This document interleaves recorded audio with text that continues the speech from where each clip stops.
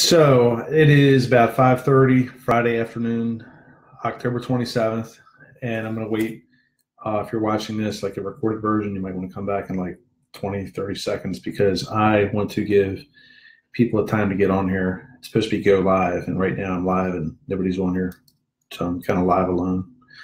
So there are some things I want to talk about. One of the things that I wanted to talk about that I didn't talk about, and I'm going to talk about it next week because I think I actually have another week to do, is the big multifamily stuff.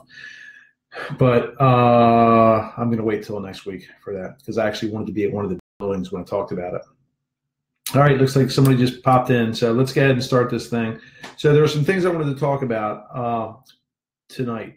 And one of those things, it kind of all boils down to this, are goals.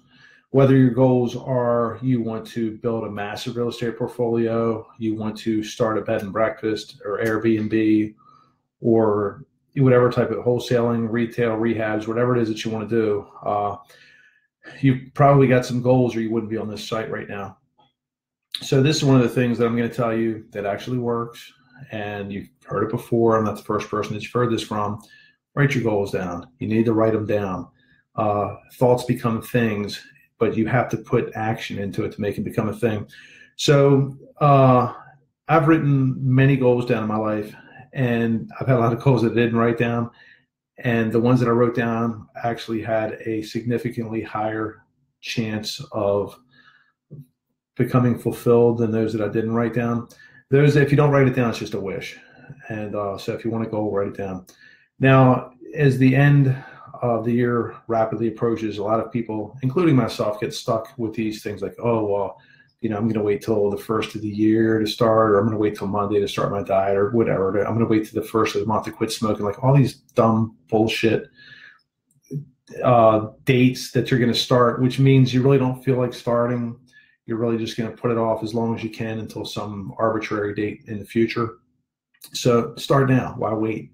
I just talked to someone on the phone recently that I met a few years ago, and this person a few years ago was interested in buying some rentals, and I hadn't talked to the person in a while. And it's somebody that I really like.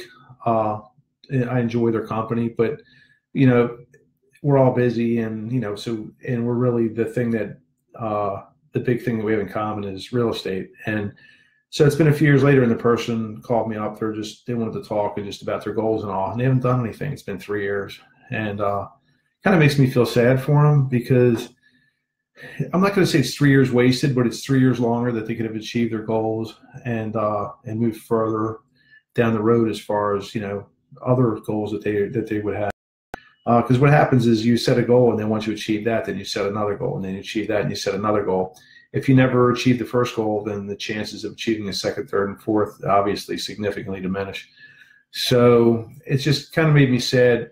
And this isn't the first person I've talked to. There's a lot of people over the years that I've talked to in this business and other businesses where they set these like kind of half-ass goals, and then you see them 6 months later, or a year, or 2 years, 3 years, 4 years, 5 years, and they haven't done anything. And it's sad because that we all have so much potential.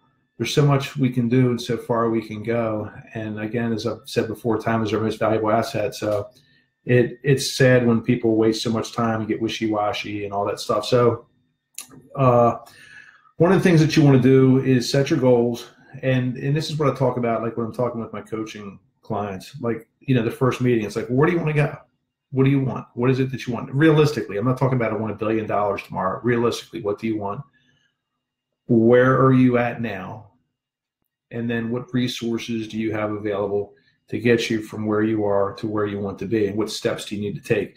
And sometimes, there's a lack of resources. Maybe you don't have the money, you don't have the time. Then we find ways around that. I mean, there's anytime we have obstacles in our way, we can always find ways around them. And if we can't do it ourselves, then we ask for help and find other people that have gone ahead of us and done the same thing and find out what worked for them and what didn't work. And by talking to people that have already done it, you can save yourself a significant amount of time, and also maybe a lot of money and all that stuff. I mean, if you learn from your mistakes, you're smart.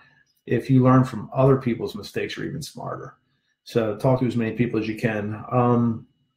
One of the things that I wanted to mention that's on the other end of the spectrum is that I've talked to friends in the past that have goals, and these aren't the people that have had the goals and then they never did anything. These are the people where they set their goals and they bite off more than they can chew.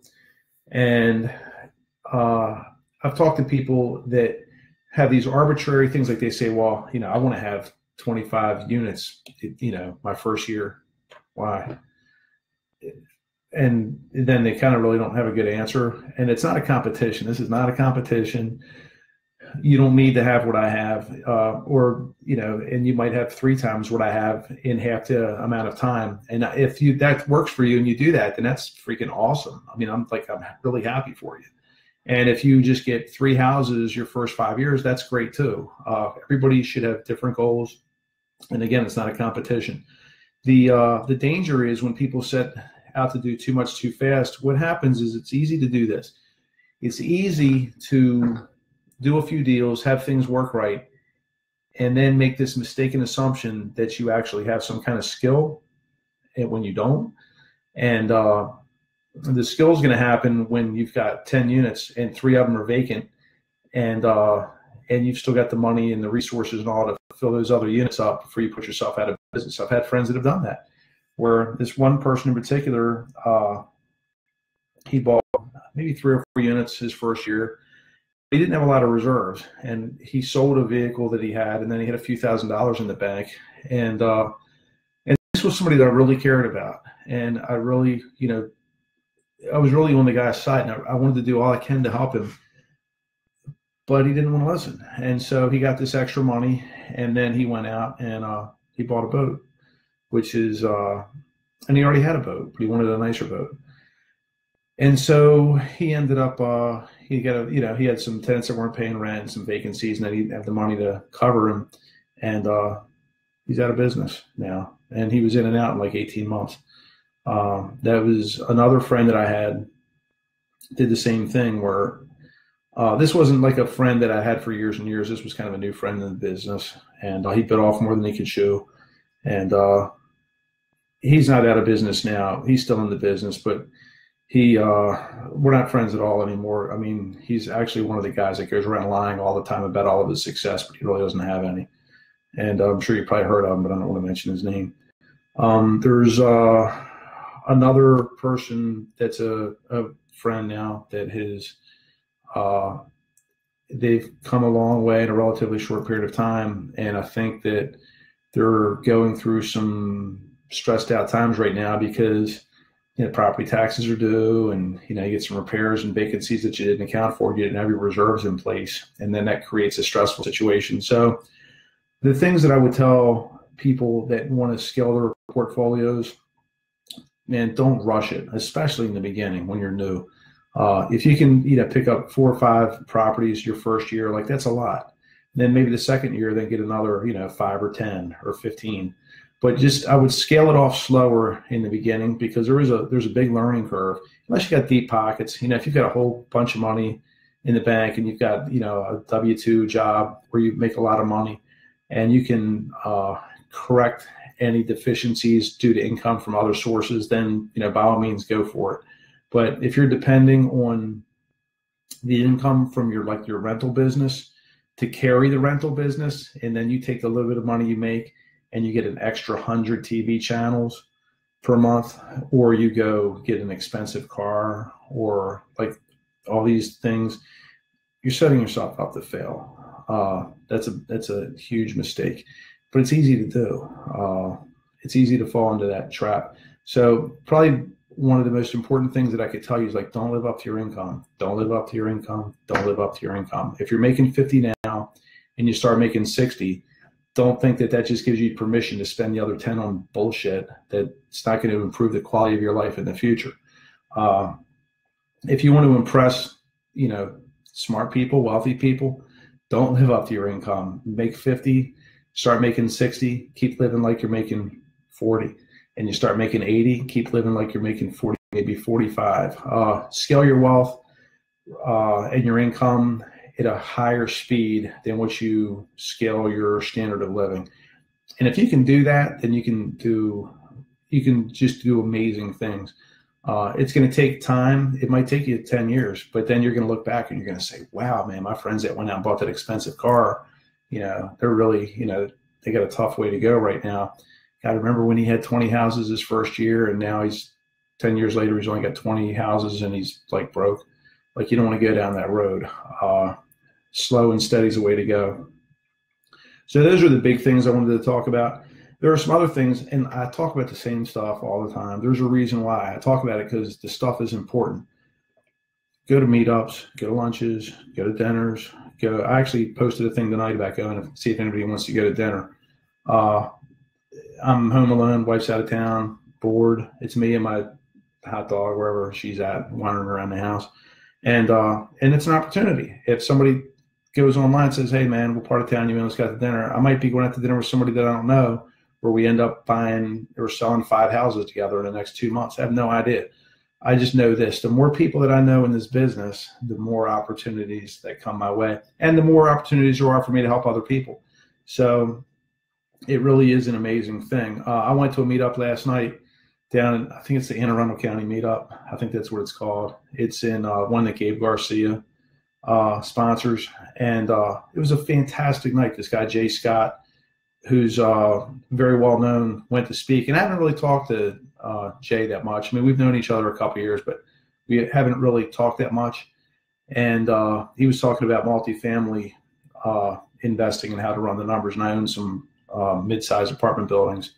And so I was interested to hear what his spin was on it. And I got to tell you, man, I was really impressed listening to this guy talk. The thing that impressed me the most about him was his humbleness. The guy's like, he's massively successful. He's written a few books. He's done at least a couple of hundred retail rehabs, new construction, and some rentals.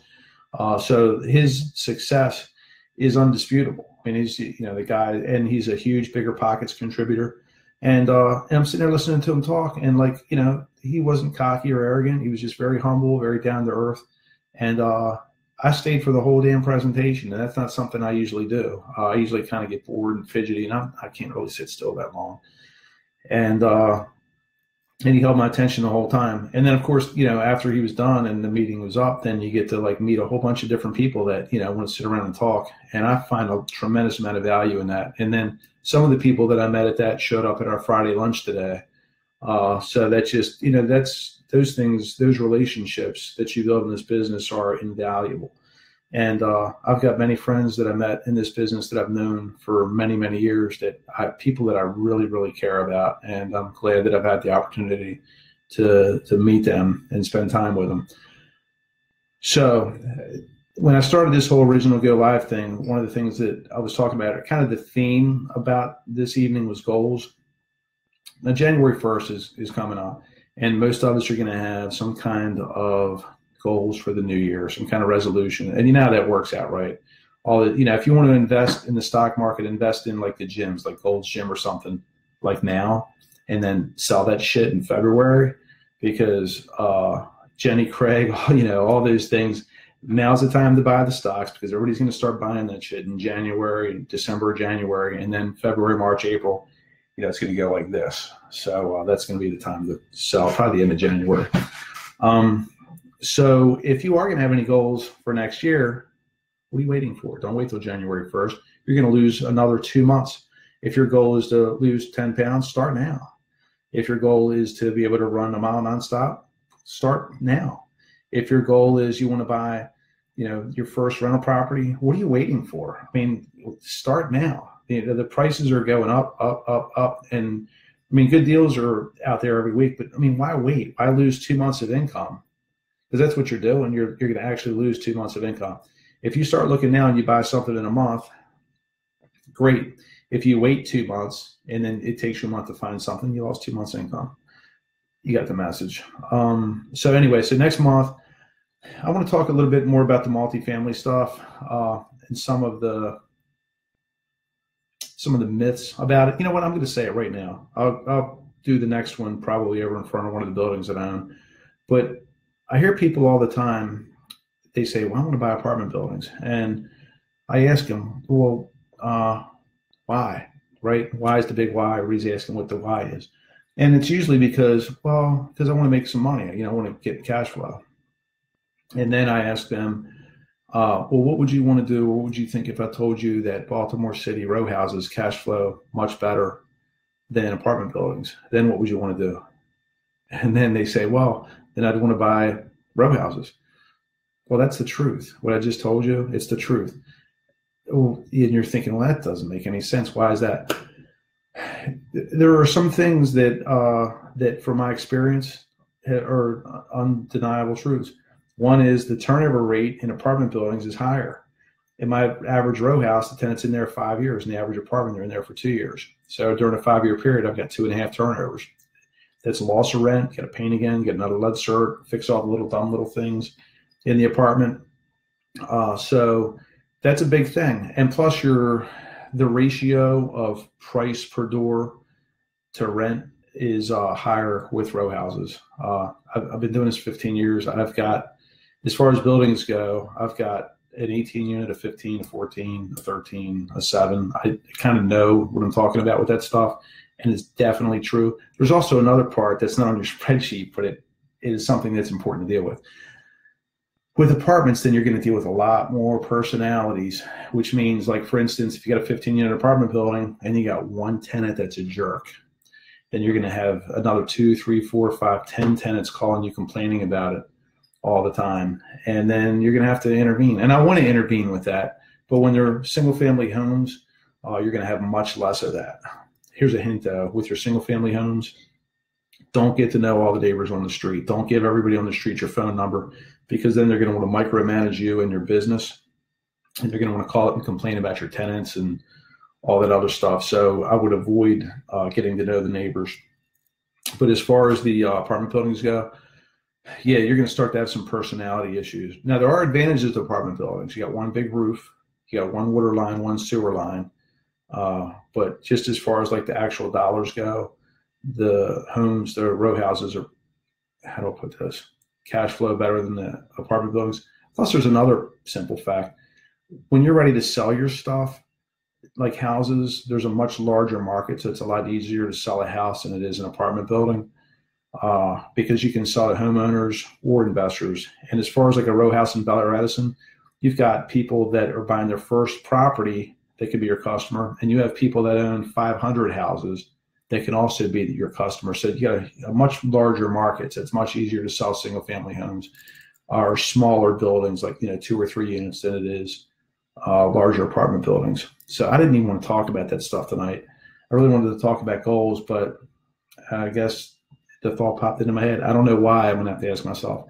So anyway, I hope you'll have a great weekend. Figure out what your goals are, write the damn things down, read them every day, and then ask yourself, what have I done today to take me one step closer to my goal? Anyway, so that's the bullshit lecture for tonight. Hope you guys have a great weekend. See you.